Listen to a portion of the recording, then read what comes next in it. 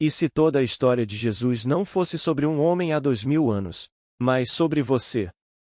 E se a concepção, a crucificação e a ressurreição fossem sinais divinos acontecendo dentro da sua própria consciência? Nesta palestra, Neville Goddard revela o mistério oculto por trás dos sinais de Deus. Ele mostra que cada personagem das Escrituras, na verdade, um estado de consciência e que o Cristo, o poder criador e a sabedoria de Deus, está adornado dentro de você, aguardando o momento de despertar. Quando você compreender isso, perceberá que toda visão, todo sonho, e cada sentimento profundo são mensagens simbólicas do próprio Deus em ação, dentro do seu ser. Ouça com o coração aberto, e permita que os sinais divinos se revelem em você. Mas antes de prosseguir com a palestra de hoje, quero agradecer a todos que sempre estão aqui, curtindo, comentando e compartilhando os áudios aqui do canal. Também quero agradecer o apoio de todos que fazem parte da nossa comunidade de membros. Muito obrigada. Paz e bênçãos na vida de todos. Aqueles que são criados na fé cristã ou judaica são ensinados a acreditar que as Escrituras são história secular. Mas eu sei que a história de Jesus, desde sua concepção pelo Espírito Santo até sua ascensão ao céu, é um sinal dado por Deus àqueles que o receberem. As visões do Antigo e do Novo Testamento são imutáveis, realidades eternas, que perduram para sempre. Um dia você encontrará o que aparenta ser uma pessoa no papel, mas será um estado de consciência personificado. Quando Paulo reconheceu essa verdade, disse: de agora em diante, não considero ninguém segundo a carne. Embora antes eu tenha considerado Cristo segundo a carne, agora já não o considero assim. Após a revelação, Paulo compreendeu que Jesus Cristo era o poder criador e a sabedoria de Deus, e não uma pessoa como lhe haviam ensinado. Mas, como Deus se fez homem para que o homem se tornasse Deus, todos os atributos de Deus, seja a fé, chamada Abraão, ou o poder e a sabedoria de Deus, chamados Jesus Cristo, foram personificados. Embora se dirigisse aos coríntios, Paulo estava falando dos personagens das Escrituras quando disse: de agora em diante, não considero ninguém do ponto de vista humano. Não podendo mais pensar em Abraão como uma pessoa, como você é uma pessoa, Paulo conta esta história. Está escrito nas Escrituras que Abraão teve 2 filhos. Um nasceu da escrava segundo a carne, e o outro, segundo a promessa. Aqui, Paulo está dizendo que, pelo seu nascimento físico, você é aquele que nasceu segundo a carne. Mas o segundo filho de Abraão nasceu de uma mulher livre, nascido segundo a promessa. Então Paulo explica a alegoria dos 2 filhos, contando-nos que Agar, uma serva de Sara, foi entregue a Abraão, que gerou o filho Ismael, que significa: a sua mão está contra todos, e a mão de todos está contra ele. Não é assim este mundo? Como descendentes da escrava Agar, lutamos para sobreviver, para pagar o aluguel e os impostos, sempre tentando nos manter acima da torrente da ilusão. Mas, após a visão, Paulo percebeu que há outro nascimento, que ocorre interiormente. Chamado Isaque, esse segundo filho vem de Sara, pois ele nasce de acordo com a promessa. Tudo isso é simbolismo, pois quando ocorre o seu nascimento espiritual, uma criança envolta em panos aparecerá para simbolizar o seu nascimento. Há 2 nascimentos distintos, provenientes de 2 seres distintos. Uma vinda do ventre de uma mulher, Agar, e a outra do crânio de um homem comum, chamado Sara. Tendo tido a visão e compreendido sua mensagem, Paulo deixou de considerar Abraão, Isaque, Jacó ou qualquer personagem das Escrituras, incluindo Jesus Cristo, como seres humanos. Embora antes os visse dessa forma e ouvisse suas histórias como história secular, ele não os considerava mais assim. Em seu 3º capítulo da Epístola aos Efésios, Paulo afirma: ao lerem o Antigo Testamento, vocês compreenderão a minha percepção do mistério de Cristo, que não foi revelado aos homens em outras gerações, mas agora foi revelado aos seus santos apóstolos e profetas pelo Espírito. Antes de sua revelação por Paulo, não se sabia que o mistério de Cristo vinha de dentro. Na mesma carta aos Efésios, Paulo fala de si mesmo e daqueles com quem compartilhou a visão, dizendo: foi-nos revelado o mistério da sua vontade, segundo o seu propósito, que ele estabeleceu como um plano em Cristo para a plenitude dos tempos. Para Paulo, Cristo, o poder e a sabedoria de Deus, é um plano de redenção, que se crucificou na humanidade e ressuscitará dos mortos. Eu lhes digo agora, que ele me revelou o segredo sagrado da sua vontade, segundo o seu propósito, que ele estabeleceu em Cristo como um plano para a plenitude dos tempos. E quando esse tempo se cumprir, aquele que está sepultado em vocês irromperá e o propósito de Deus será revelado. A revelação do propósito dá sentido a tudo. Você pode ter $1 milhão e morrer amanhã. Aqueles que herdarem seus bens lhe prestarão homenagem superficial, mas mesmo depois de uma geração, o carinho cessará e, em 3 gerações, eles se esquecerão de você. Assim é este mundo, mas existe um plano oculto em você que revela o propósito de Deus e dá sentido a toda a vida. Quando esse plano for revelado em você, você saberá por que faz o que faz e sonha o que sonha. Você saberá por que tem certas visões. Você perceberá que tudo contém em si um significado simbólico. Vou lhe mostrar de uma maneira muito simples. Esta noite você pode sonhar que tem um relacionamento íntimo com outra pessoa. Ao acordar, pergunte-se o que essa pessoa representa para você, e uma resposta maravilhosa virá das profundezas da sua alma. Você descobrirá que, em certo nível, ela representa um estado glorioso. Por exemplo, conheço um homem brilhante que se formou em Yale aos 19 anos e permaneceu lá por muitos anos lecionando matemática avançada. Como americano de várias gerações, ele me disse certa vez: só deveríamos ter pessoas que falassem inglês no mundo, e ele falava sério. Era uma pessoa muito positiva e brilhante. Se em sonho você vir esse homem em um relacionamento, ao acordar perceberá que ele representa algo positivo, forte e intelectual. Então observe, pois, independentemente de se ter conhecimento dos acontecimentos ou não, logo em seguida a pessoa engravidada se sentirá inspirada a fazer algo criativo, pois Deus é um criador que está sempre criando, e você testemunhou o ato criativo de Deus. Neste nível, você pode achar isso sórdido, mas é porque você não conhece o simbolismo de Deus. Falar a todos na linguagem do simbolismo, aquilo que o mundo pode condenar, é um ato glorioso de Deus. Deus, sendo proteico, desempenha todos os papéis. Vestindo a roupa de outro, você vê um ato que poderia ser horrível, baseado na sua concepção daquela pessoa. Mas se for um ato belo, uma obra gloriosa, como um poema, uma pintura ou o projeto de uma nova casa, surgirá dessa união. É só isso que a experiência significa, mas o homem está tão apegado à carne que lhe atribui uma concepção cesariana, o que o cega para o simbolismo de Deus. Você pode acreditar em mim ou não, mas a história de Jesus, desde sua concepção pelo Espírito Santo até sua ascensão ao céu, é simplesmente um sinal dado por Deus àqueles que o receberem. Eu cumpri as Escrituras. Há aqueles que aceitarão minha mensagem e aqueles que não a aceitarão. Se você crê na minha palavra e me vê em visão durante o ato criativo, é porque estou fertilizando a história do Evangelho em você. Eu sou o pai daquilo que está sendo fertilizado. Recomendo agora que vocês leiam o capítulo 4 de 1 Coríntios, onde Paulo diz: vocês têm inúmeros guias em Cristo, mas poucos pais. Eu me tornei o pai de vocês em Cristo. Isso é um mistério. Inúmeras pessoas falarão sobre Cristo, baseadas em teorias e especulações, mas não em experiência. A versão King James chama esses homens de instrutores. Paulo está dizendo que, embora haja muitos instrutores, depois que suas experiências são aceitas, ele os transforma. Paulo compartilhou sua visão, dizendo: quando aprouve a Deus revelar seu Filho em mim, não consultei carne e sangue. A quem alguém poderia recorrer após ter a visão do Filho de Deus chamando-o de Pai? Como alguém poderia lhe dizer algo sobre uma visão que você teve? O Filho de Deus se revelou em mim, e ao contar isso, atraio aqueles que crerão em mim. Embora possam não entender, modificarão seus conceitos preconcebidos da fé cristã para se conformarem ao que experimentei.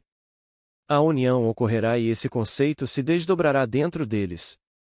Deus, sendo proteico, usa Neville, ou qualquer um que tenha desvendado o padrão dentro de si, e, usando essa máscara, une-se a alguém que aceitou a história da salvação. Então, após a fertilização, o padrão se desdobra dentro dele. Em 1929, Uni-me ao Senhor ressuscitado e, 30 anos depois, em 1959, nasci de novo. Se o papel que você está predestinado a desempenhar no corpo de Deus exigir um intervalo menor, seu nascimento poderá acontecer mais cedo, mas o meu papel tem sido um desdobramento completo das Escrituras, e isso levou 30 anos. Dizem-nos que, quando Jesus começou o seu ministério, ele tinha cerca de 30 anos de idade.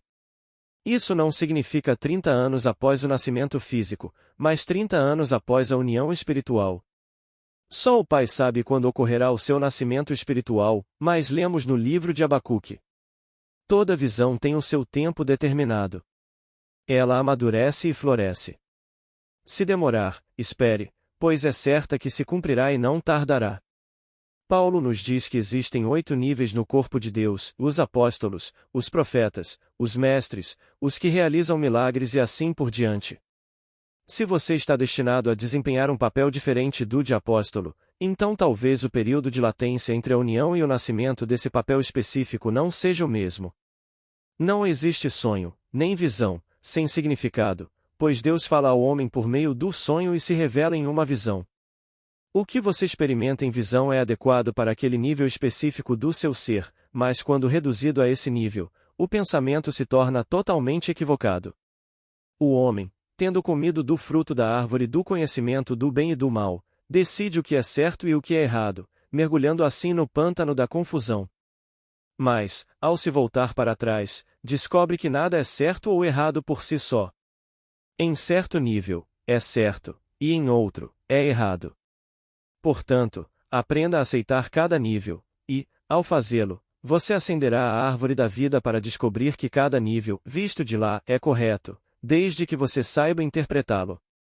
Ele me revelou o mistério de sua sagrada vontade, segundo o seu propósito, que ele estabeleceu como um plano em Cristo para a plenitude dos tempos.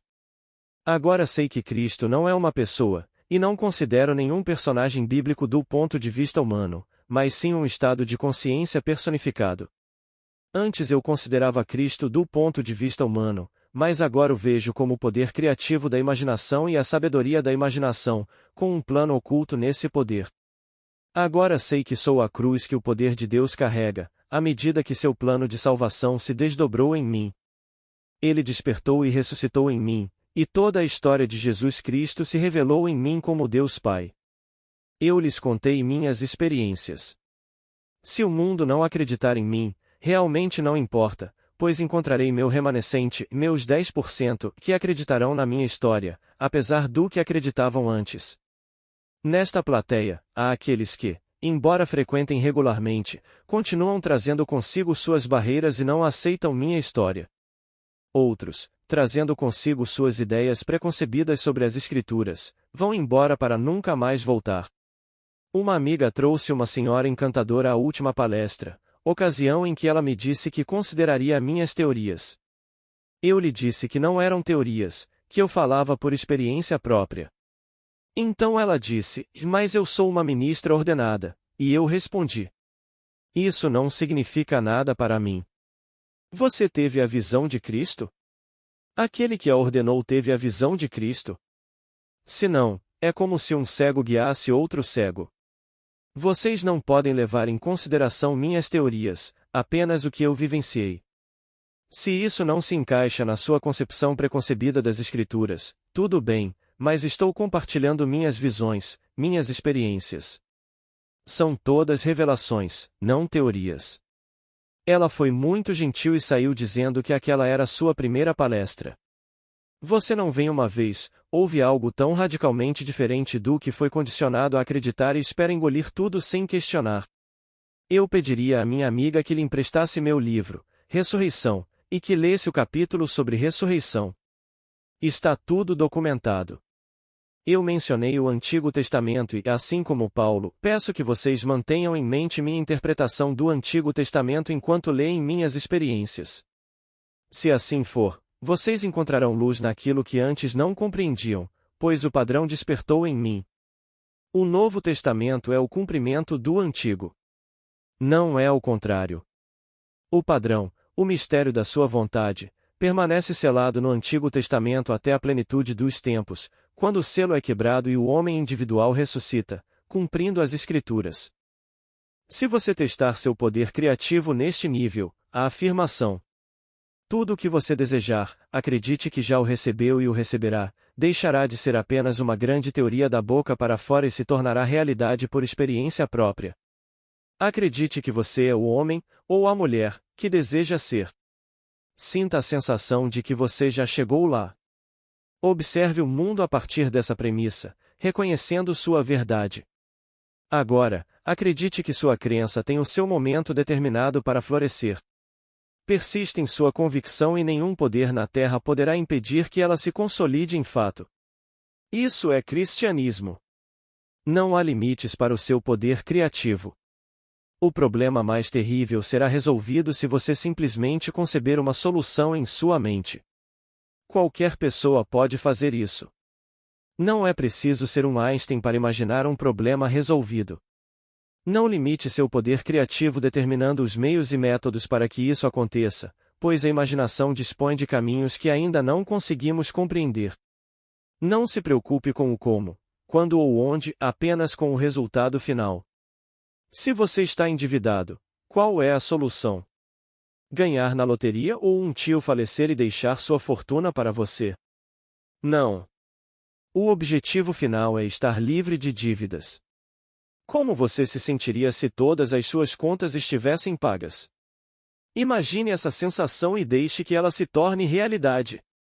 Todo problema tem uma solução. Imagine a solução e parta do princípio de que ela é verdadeira. O que você veria e faria se fosse verdade? Como você se sentiria?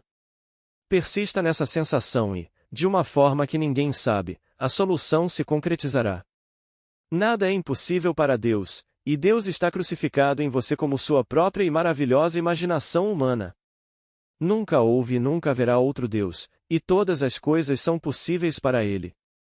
Se você consegue imaginar o fim, sabendo que tudo é possível à imaginação, e permanece fiel a essa premissa como se fosse verdade, a imaginação se transformará em realidade. Lembre-se, o poder criativo não opera por si só. Saber o que fazer não basta. Você, o poder operante da imaginação, precisa estar disposto a assumir que as coisas são como você deseja que sejam antes que elas possam se concretizar. Agora, voltemos aos sinais divinos. A Bíblia começa com a história de Abraão, que é uma alegoria, uma história contada como se fosse verdadeira, deixando ao leitor a tarefa de descobrir seu caráter fictício e aprender sua lição. Se a história de Abraão, Sara e seu filho Isaque, assim como a história de Abraão, Agar e seu filho Ismael, são alegorias, e Abraão é o pai de todos nós, onde está a realidade da história? O Novo Testamento começa assim. Esta é a genealogia de Jesus Cristo, filho de Davi, filho de Abraão. Abraão gerou Isaque, Isaque gerou Jacó, Jacó gerou Judas e seu irmão. Se Abraão, a fonte de toda a vida, é uma alegoria, então tudo é uma alegoria, inclusive Jesus Cristo, pois ele é o ápice de toda a genealogia que começa no primeiro capítulo de Mateus.